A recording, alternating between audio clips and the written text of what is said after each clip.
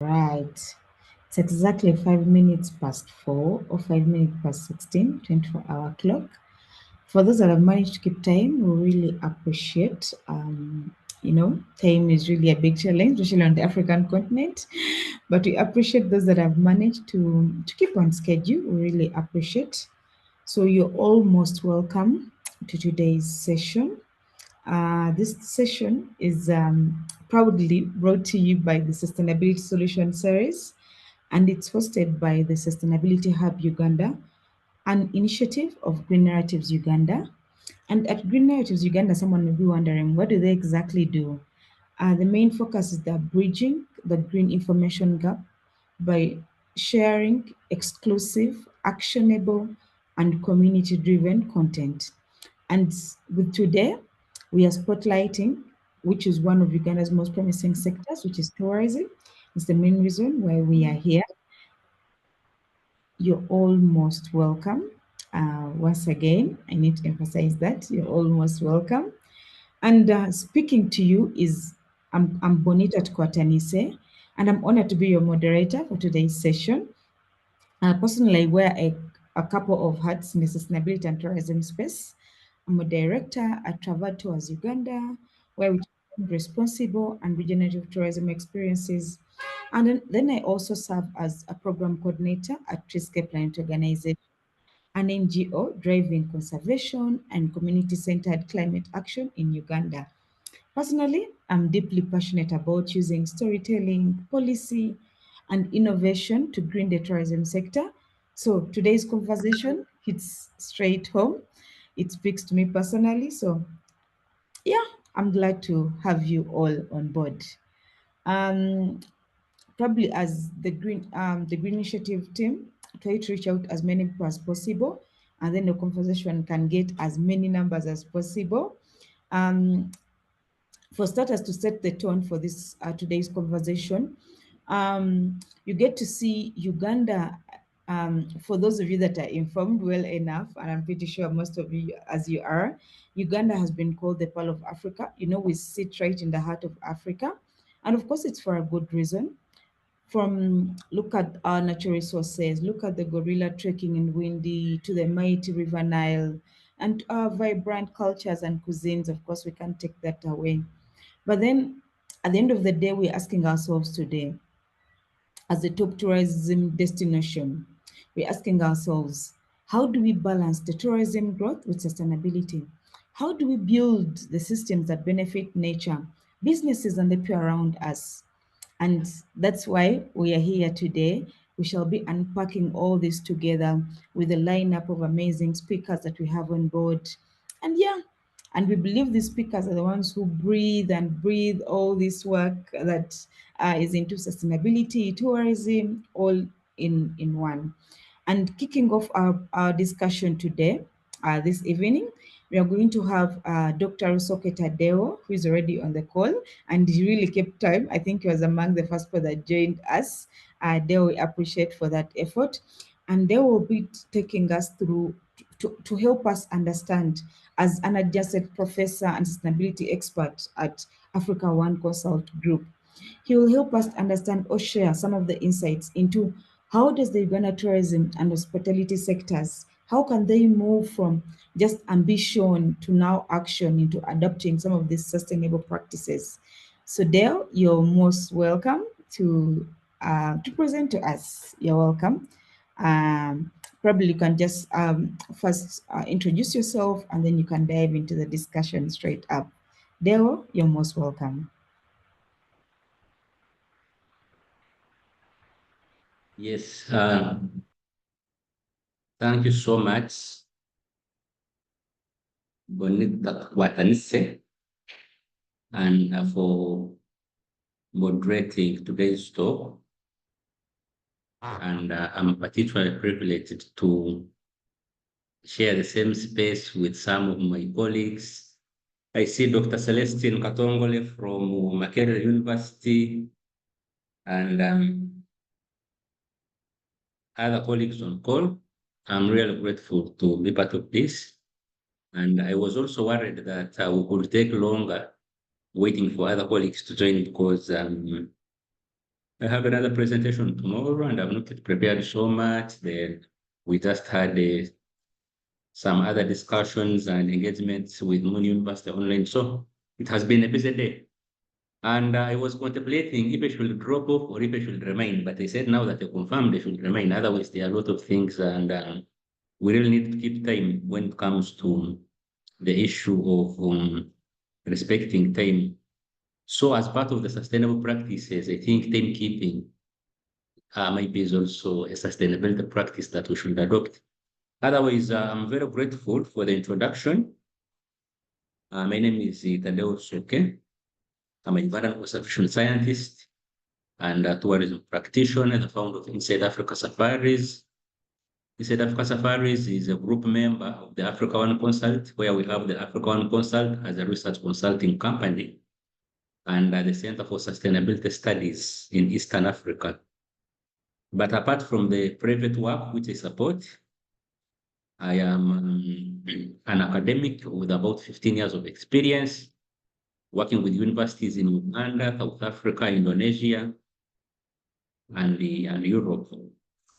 So I'm an adjunct professor of sustainable tourism at 𝗧cie Indonesia University, that is in Jakarta. Then I'm also a senior lecturer at the Mountains of the Moon University here in Uganda. So I'm privileged to be here today, and I will speak to a presentation at some point I will be sharing. It's good you have already given us, you have already set the ground rolling. You realize that as the tourism industry grows, especially here in Uganda,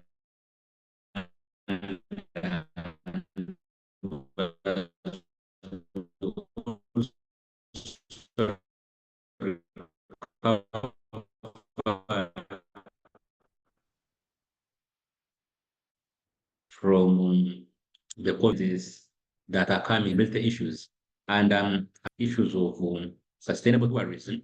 Each one of us has a role to play. We cannot just look on and leave this only to government. The government may not do all. And anyway, in any case, when we were growing up, they used to tell us that we are also eyes and ears of the government. So we have a role to play. And not for me to take much of the time because, you know, teachers can talk and talk without stopping. I want to start sharing my screen so that I can restrict myself to the presentation which I prepared and not to meander in any way. Otherwise, like I said, I am very grateful to be part of today's conversation, and I look forward to more and more engagements. We not only do this work of sustainability practices, like talk about it theoretically, we practice. For instance, I do a lot of work with the Center for Sustainability Studies in Eastern Africa, that is in 𝗧cie, Kenya, and we are training all East Africans of goodwill. I'm trying to access my presentation. We are training all East Africans of goodwill on practical aspects of recycling, upscaling, reorienting, especially of plastics. Now that you know, plastic pollution is one of the major global challenges of our times. So we do this work practically, and we always have our yearly conference or workshop at the Center for Sustainability Studies. This time it will be 4th, 5th of August, 2025, by the shores of Lake 𝗧cie, that is at the 𝗧cie Center for Education and Sustainability. And because I wanted to speak to the practical application of this, I have another organization which I support, that is the Wildlife Clubs of Uganda. Out of the 1.5 million for 1 week training on these practical aspects, we generously pay for you half of the money, which is 750. We take you to 𝗧cie for 1 week. That money includes meals, transport, and accommodation. And we practically train you on these issues of sustainability, which we talk about. Then also those who are interested, you could pick interest in joining the Global Sustainable Futures Network. I happen to chair the Human Wildlife Conflict Mitigation and Crop Protection Chair for Africa at the Global Sustainable Futures Network in the UK. That is also a platform where you can really learn a lot. So today, I hope you can see my presentation very well, my slides. Yes, please. They're And visible. you see my screen? Yeah, that's good. So now I will turn off my video to improve on the reception, if you allow. Yes, now I wanted to speak about sustainability in the tourism and hospitality sector, of course, the action, lessons for action, but I will basically give a brief overview. And although the presentation is academic, I will try to keep it as possible. I have already introduced myself, and today I'm speaking to you wearing the hat from the mountains of the moon university, but I'm connecting from Entebbe, Uganda. And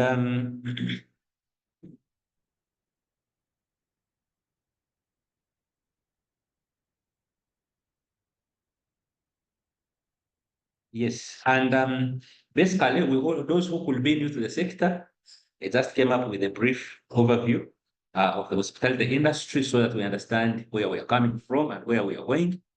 And of course, I apologize, the PowerPoint is a bit crowded, but of course, I'll try to present as quickly as possible. And the hospitality industry, as you know, it includes many businesses. So sometimes people wonder what is hospitality. But here we are talking about if I'm running a hotel, if I'm running a restaurant, if I'm running a resort, and maybe all avenues that cater for our travelers, tourists, and even the local people. So this is what we could consider as the hospitality industry. And of course, as you all know, I have not come with the figures. I know my good friend Dr. Katonga will talk about those.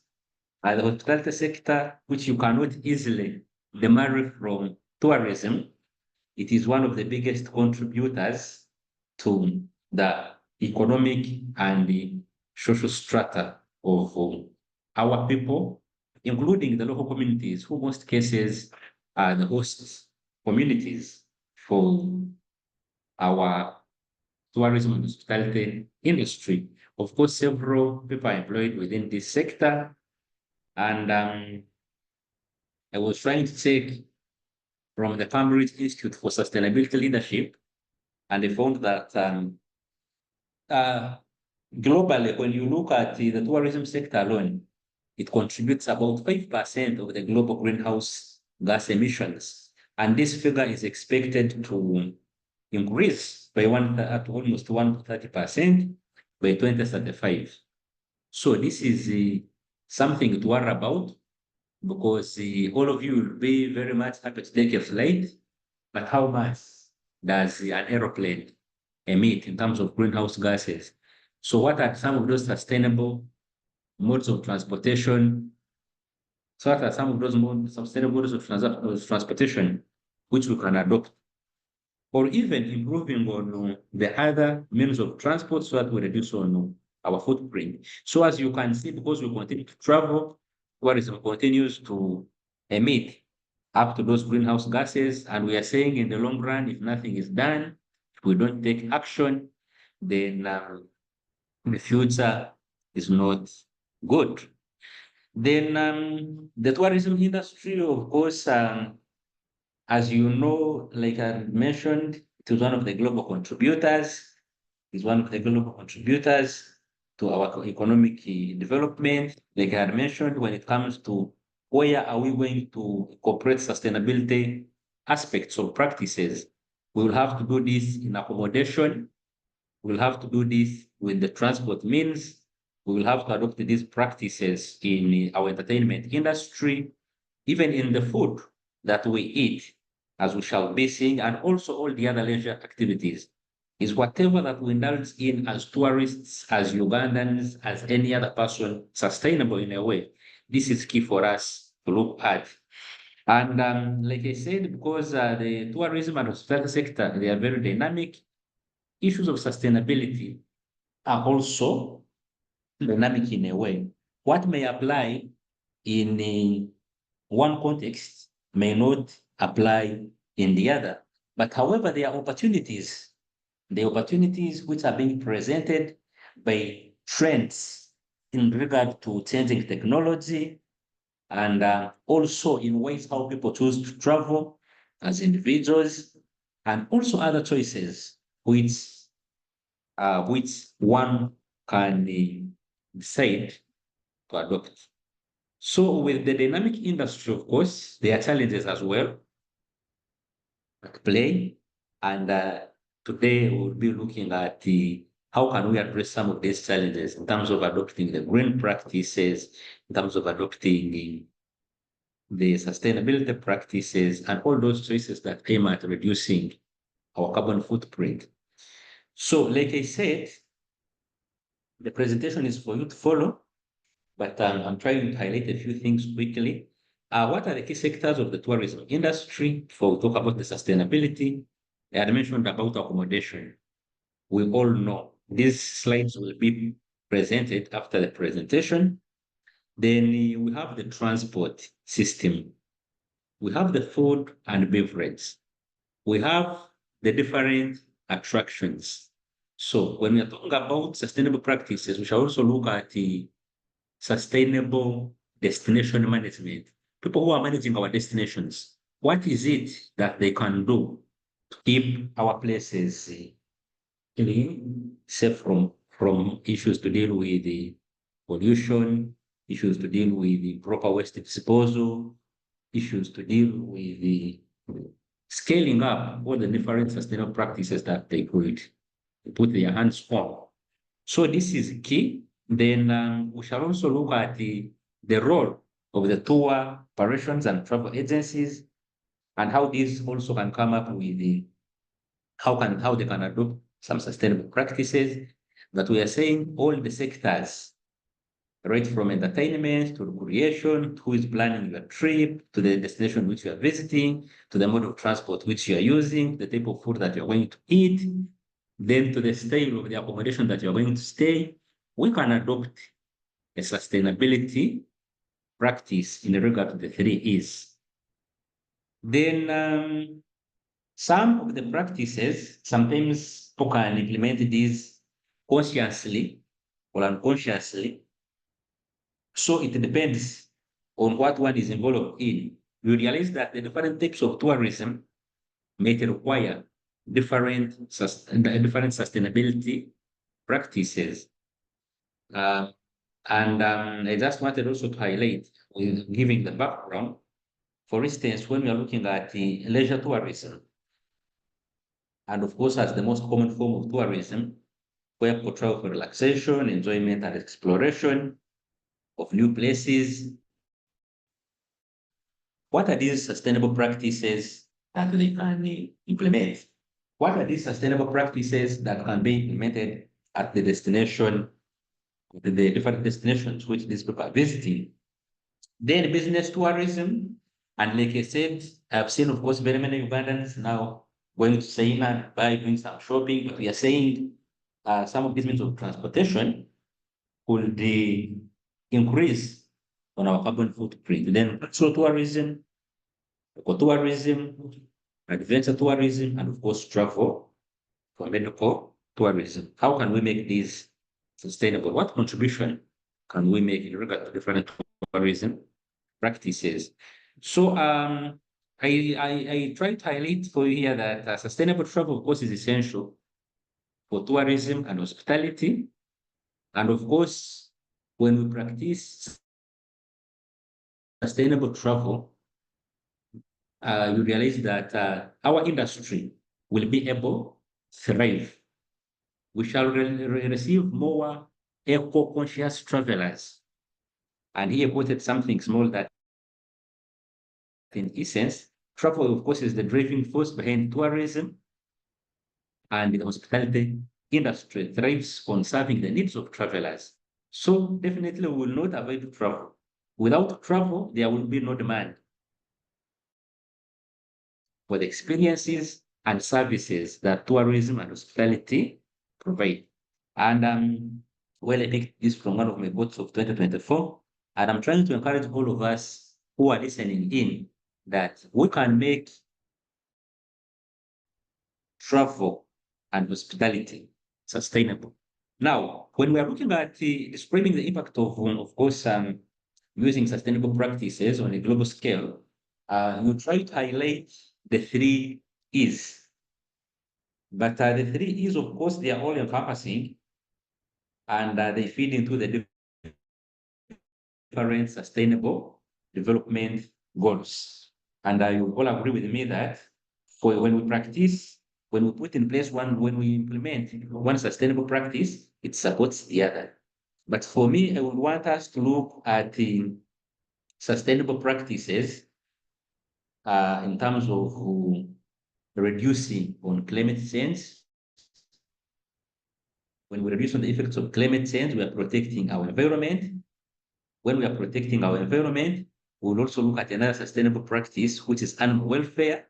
So when it comes to the food, how are these animals bred? How are these animals looked after? Are we following some basic ethical principles regarding animal welfare? When we are doing all this, like I said, we realize that our industry will thrive economically, socially, and environmentally. So I will hint most of my discussion on that particular aspect because we are trying to move from ambition, action. Why is it important to incorporate sustainable practices? Anyway, we are just talking about sustainable practices. Some people may not know exactly what we're talking about. We are saying we need this can be explained in ways in which, say, for example, catering operations could work with suppliers to improve sustainable practices, like the way how the animals are produced on the farm.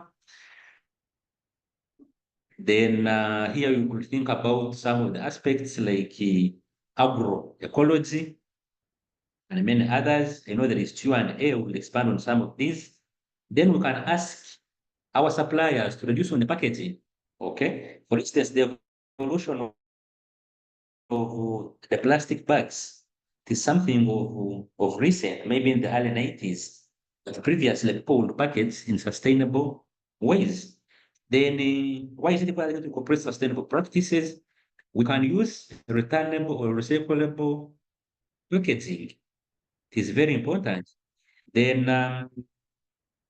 the suppliers will update, of course, on any changes in terms of when it comes to traceability. What am I meaning here? Like the goods which you are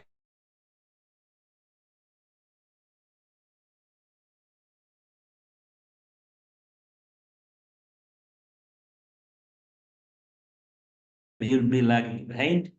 We can have like standard units. We can have like standard units, which is great, especially on when it comes to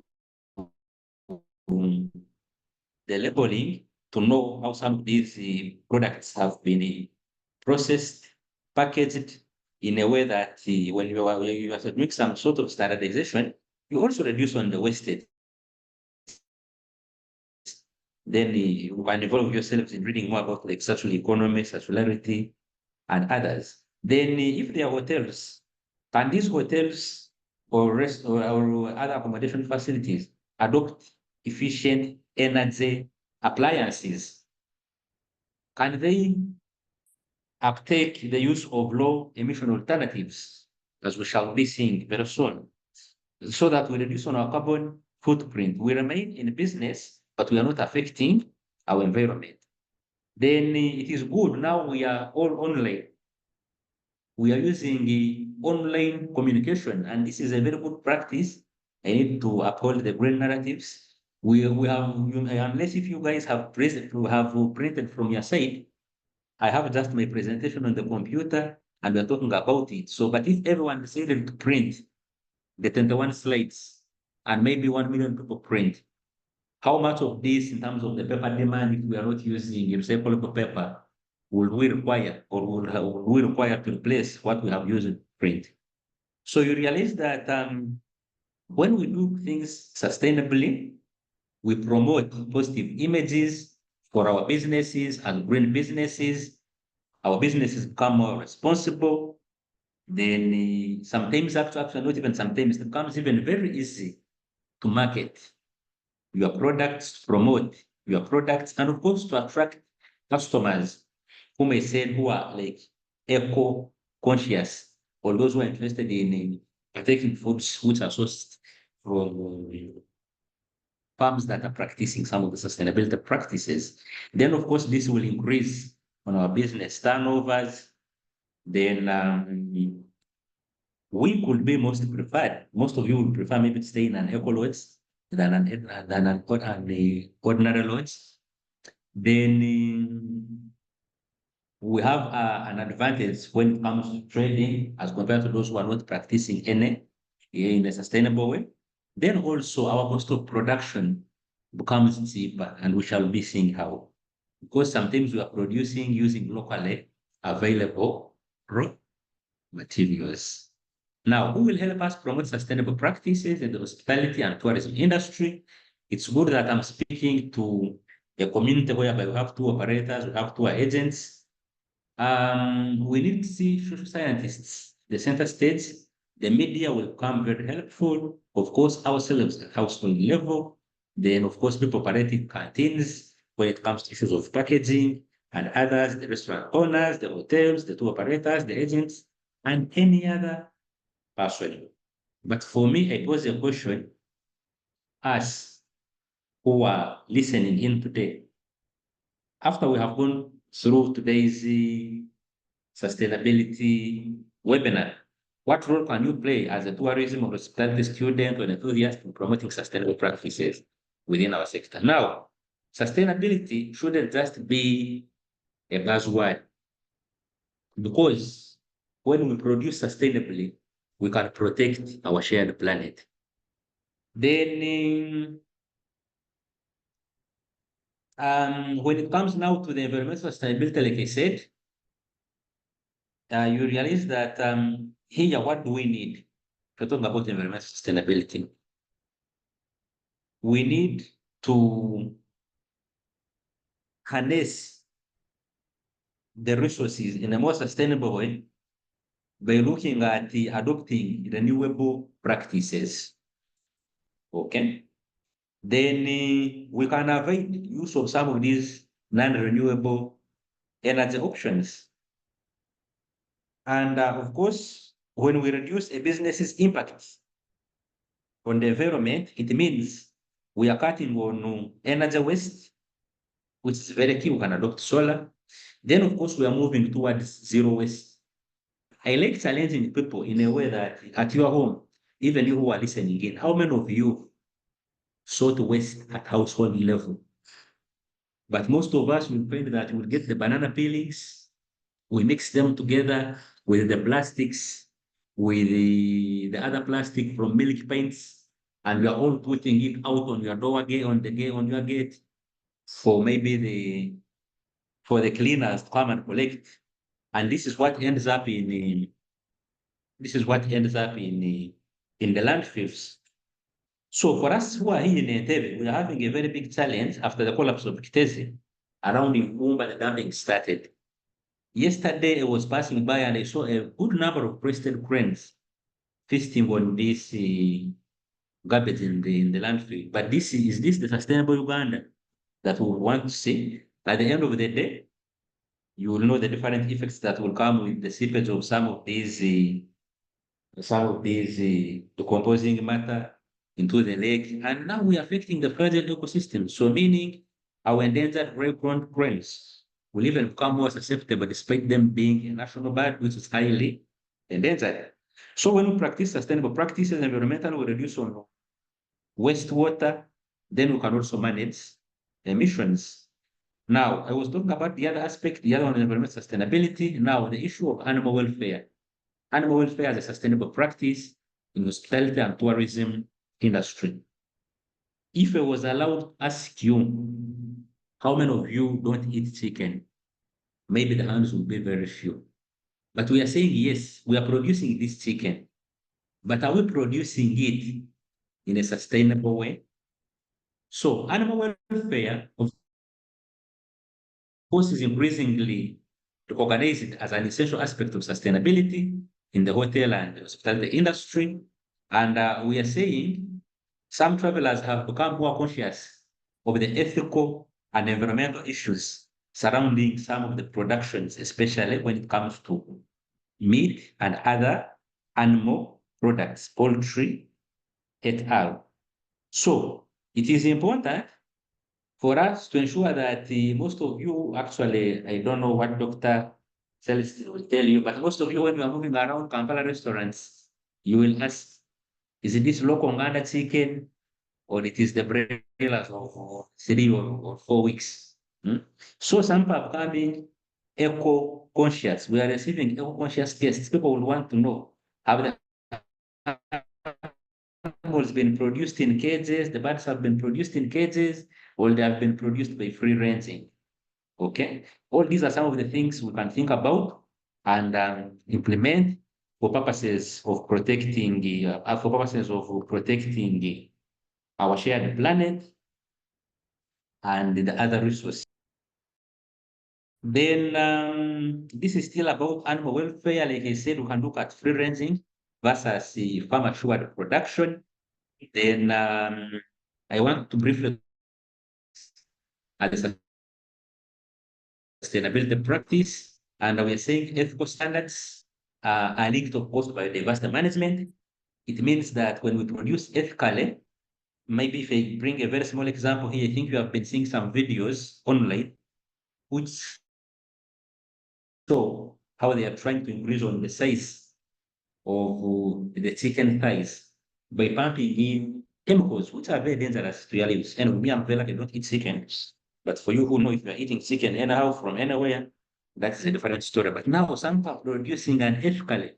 There is a thing when you heard that people are producing chicken and pigs, they are making them grow faster by using ARVs. These are some of the issues we should come out to talk about, to talk against. It is not right because we are endangering our lives and of those who support our businesses. So the issue of traceability, if there are systems, say for instance, the Uganda National Bureau of Standards is helping us to trace on issues of responsible production and consumption, it will be easy. You can trace back and see the farms where these animals are produced from. So when we produce ethically as part of sustainable practices, we support the local economy. All of you will want to eat the local kitchen from Toro, where you come from. You also want to eat the local chicken from Uganda, the Uganda chicken, and many others, depending on your ethnicity. So, of course, this will ensure that our businesses remain within the supply chain and we support the community well-being in terms of income and other attendant benefits. Then, of course, producing sustainably, when it comes to the ethical perspective, it protects the longevity of future business. People will want to associate with you. Now, as I move towards closing, I want to talk about sustainability, economic sustainability practices. And here we are saying we can integrate sustainability means and measures, of course, safeguard and sustain resources, of course, to create long-term sustainable values for optimal use, recovery, and recycling. I just talked about recycling. Okay, I might be using these plastics. Maybe I'm serving what in a hotel using plastics, but where do these plastics end up? Do I also put them on? Do I put them on in the waiting area where the people who are collecting the garbage come and find them, or I'm trying maybe to keep them somewhere for purposes of reuse. But now, what we should be advocating for here, like in hotels, they can avoid plastics. I know it can have some economic benefits in terms of the people who are producing the plastic bottled water, but some hotels have adopted some of these, as we shall be seeing. They are using recyclable water bottles. Now, environmental economic sustainability also comes with economic benefits, of course, such as conserving fuel. For instance, if you're using an electric car or a hybrid car as opposed to an ordinary car. Then, of course, cutting fuel costs. It costs across all the sectors, like we said, the different sectors of tourism as also earlier. Then also reducing the health impacts of air and water pollution. Now to visualize, let us look at this carefully. So I was asking myself, what are the sustainability practices in the hospitality and the tourism industry? Look at this image and try to relate. We have renewable energy in form of solar. We have green roofs. You can cycle some short distances as opposed to driving. I hope you're seeing the recycled water bottles, which you can find at Serena, which you can find at Oasis Hotel, which you can find at Sheraton. These I've experienced firsthand. Recycling bins, okay, as you can see. So I just try to pick a few. And also like this open space, these are self-aerating environments. You may not need an AC if you have trees around you. You may not need an AC if you have trees around you. They will fan you free air. So in the process, you are saving on energy. So these are some of the few images of sustainable practices I brought for you. And almost in conclusion, we are saying what are the sustainability practices of the hospitality and tourism industry, which can even be adopted by others. Use of renewable energy, like I've just mentioned up. This is just an explanation.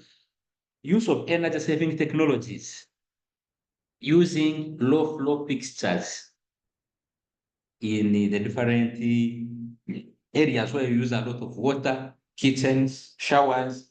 Although you know, doctor will tell you that the visitors will want maybe high pressure, but we are saying also low flow fixtures are good.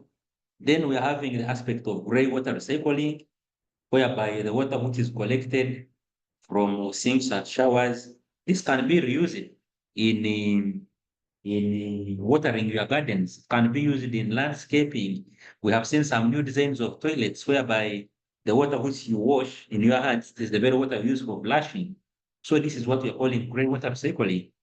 Then the energy saving technologies, those ones you must be knowing or you should know by now. Use of solar, the lead saving, the bulbs, and using of motion sensors, whereby the light only comes up when someone passes, and also automating maybe with photo cells, whereby you don't need to keep telling you are made at home or at the hotel, switch off the electricity lights. No, just get a photo cell for the 5,000 and you're good to go. Then still we are saying what can also be adopted, waste management. We have just talked about recycling programs. We need to see more of these so that we reduce on what goes to the landfills. We can composite the kitchen waste. We use it for briquettes. We use it for manure and other things as you may think about, like we said, at household level, at hotels, or at industrial level. Then the sourcing of locally sourced ingredients, and we are saying the hotels will be able to support the local farmers. We can source ingredients from local farmers to reduce on carbon footprint and support the local economies. Then reducing food waste. And on this one, I always tell people that this is, I think, in line with the SDG, either SDG 11 or something like that, on sustainable consumption and production, whereby if I go to a restaurant and they serve a lot of food and they don't complete it, it becomes food waste. What am I telling the local farmer? Because I was not able to finish this food, I'm telling the manager, you know what? This food which you produced, if you prepared maybe 100 kilograms for 50 people, all the food has been wasted. What does that mean? It means you are telling the other farmer who is growing the maize to grow more maize because you need more portion. But if the food is not wasted, also imagine where does the wasted food go? If the food is not wasted, then maybe the manager will even know that this time we prepared, the portion seems to have been so much, they wouldn't be consumed. What happens in this case? Next time they will reduce on the portion. You know the law of supply versus demand. If there is no demand, limited supply. And because you realize that most of our culture is still subsistence in a way, or even if it is commercial, it is rudimentary, and it is practiced in the fragile ecosystems, it is leading to the removal of our carbon sinks and contributing to aspects of greenhouse gas accumulation, hence climate change. Then some of the practices you can also adopt eco-friendly building designs. I think we have some of these in Kampala, self-aerated buildings. Then, of course, buildings that can do passive cooling and heating. Then also, when you're talking about sustainability, because we can talk about sustainable tourism and we don't talk about the communities. Sustainability in the tourism and hospitality industry, of course, promotes the local culture and of the host communities. The next slides to go. Like I was saying, when you come to the zoo, the Uganda Wildlife Education Conservation Center, now the 𝗧cie𝗽𝗶𝗰, at the zoo, you can no longer enter with plastic bottles, neither can you come with straws. So I commend the zoo for doing that. So we can also say we can eliminate plastic straws and bottles. So you say, no, for me, in my premise, I don't need this. You can buy recyclable water bottles for your visitors on travel. Okay? Eco-friendly toilets. You can read about the eco-sand toilets, whereby they don't use water, but you just add ash in the human excreta. The urine is on one side, the other fecal matter is on one side. It decomposes naturally, and you use it as manure. Then low impact tours. When we talked about tourism, we are saying ecotourism. So in this case, we have to think about ecotourism, whereby we're offering opportunities for wildlife viewing or even hiking with minimal ecological disruption, educating the tourists about conservation efforts and promoting responsible behavior. It's very critical. Then, of course, carbon offsetting, whereby tour operators can provide options for travelers to offset some sort of carbon footprint on their trips. Now, through restoration programs, reforestation programs, okay, I have seen some of the tour companies when they go into communities, yes, they give sort of aid. They give sort of aid to maybe surrounding schools like that, which is good. But also we are saying, when you go now with these visitors, can you get them involved in activities that can help them to offset on part of their footprint? Plant trees, plant and grow trees, because you know these will help us to absorb carbon. And of course, indigenous trees are much better. Sustainable transportation, I talked about electric cars, electric bikes, and others. There are some hotels, of course, which are promoting biking and walking as an option to visit some of the destinations where there are no dangerous animals. This is good.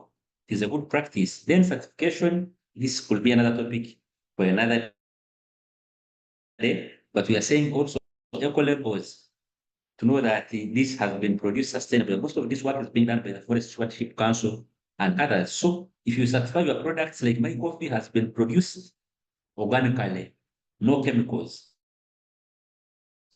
it means you care, protect for the microorganisms in the soil as you're growing your coffee. So if these eco labels are easily got by individuals, it comes in to enhance from our environmental sustainability. I thank you so much for listening to me. I try to be a bit faster because I see the lineup is quite big, but we hope we have been able to say something important. Thank you so much. Wow, wow. Mr. Taddeo, you've really delivered, and I'm pretty sure we've all benefited one or two things from this entire conversation. We really appreciate for your time, your effort. Really can't take this for granted. So really appreciate you.